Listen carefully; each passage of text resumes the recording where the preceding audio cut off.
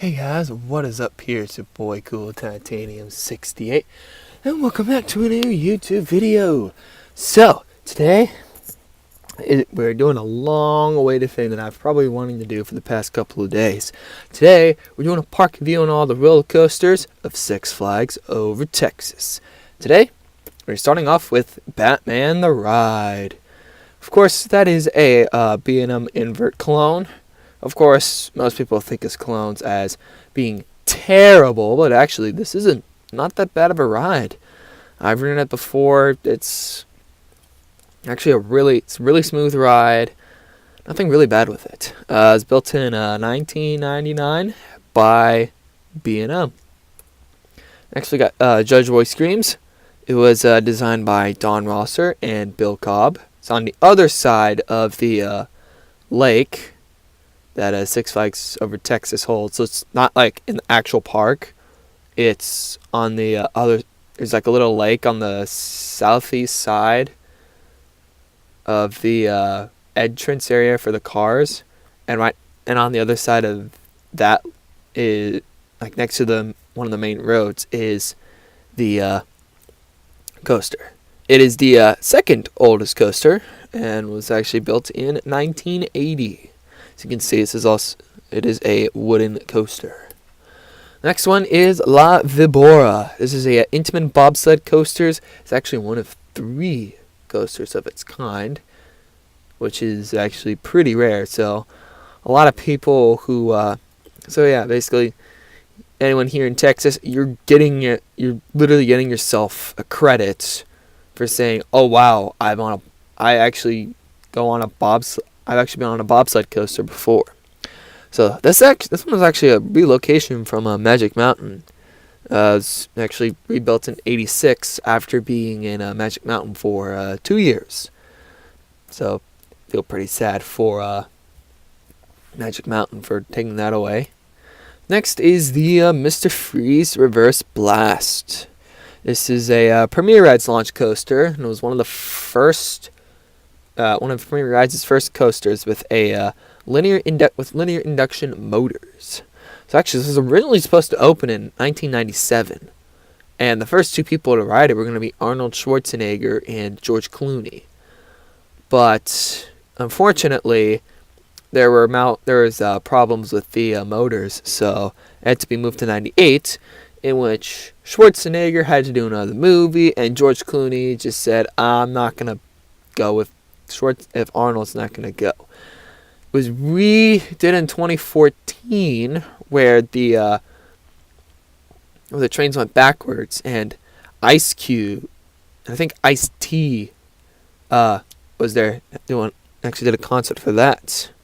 It's pretty nice. Next is the New Texas Giant, the first RMC hybrid of its kind. Yes, everybody's the first RMC where everything started. Sadly, this is the one with known versions, so oh well. It was built in 2011, so it's about 7 years ago. See, you can see 7 years of work. Like, you can literally compare Steel Vengeance with this and see, oh wow, a lot has changed in 7 years. But yeah, it took 18 months to refurbish this. And it took 18 months because they added about 10 feet in height, and they actually put in a lot of bank turns, and they steepened the drop. Next is Pandemonium, which at the time was also named Tony Hawk's Big Spin. So it's a Gertzlauer spinning coaster. That's not the first of its kind because it's Six Flags.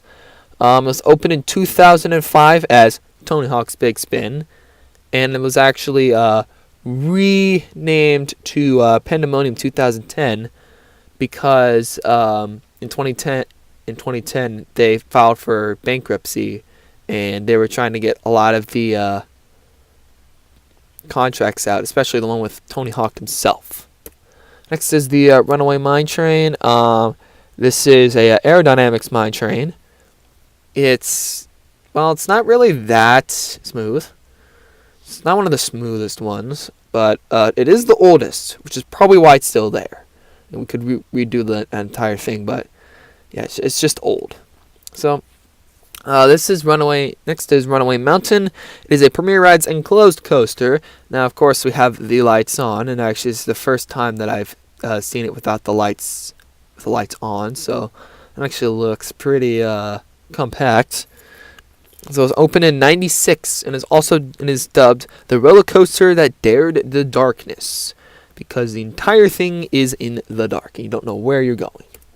Next is the Shockwave, which is a Schwarzkopf looping coaster. I think this was the first the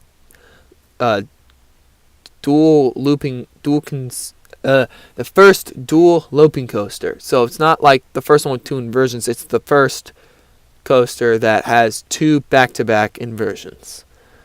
So it was actually originally built in '78, and what most people don't know actually is that for probably a couple weeks it held the title for the tallest roller coaster in the world. Very shocking for those in Texas to realize that this was the tallest coaster at one point. Next is the Joker, which was actually introduced just last year when this video was made.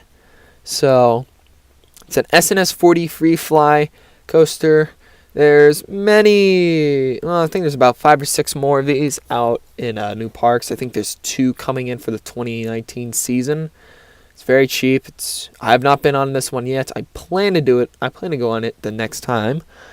But yeah, so the day before it was intentionally supposed to open, park attendees actually went on this coaster, and this was like the night before, but there was a bad storm that was rolling through, and it stopped right in the middle of it. So they had to literally fix it within a day. So the good thing was they got it done within the day. And yeah, and our last one is the one and only Titan. So this is a Giovanola Hypercoaster. Many of you are probably thinking, oh, this is a B&M wannabe. Actually, at the time, yes, this was the B&M wannabe. But a couple decades before this opened, this was actually where B&M, this is actually the company that B&M originated from, which is actually a pretty cool thing because they actually manufactured steel for B&M. Yeah. So this opened in 2001, about 17 years ago, and it holds the record on, actually is the tallest, fastest, and longest coaster in Texas. So yeah, hope you guys like this video. Please like and subscribe. And I hope you guys liked this new series where we're going to basically just list off some stuff and hopefully just make a review about it. I know the next time I'm going to go to actually go to Six Flags, I'll probably make a review video about this the day after. So yeah, this is a pretty cool. Again, like and subscribe, and peace out.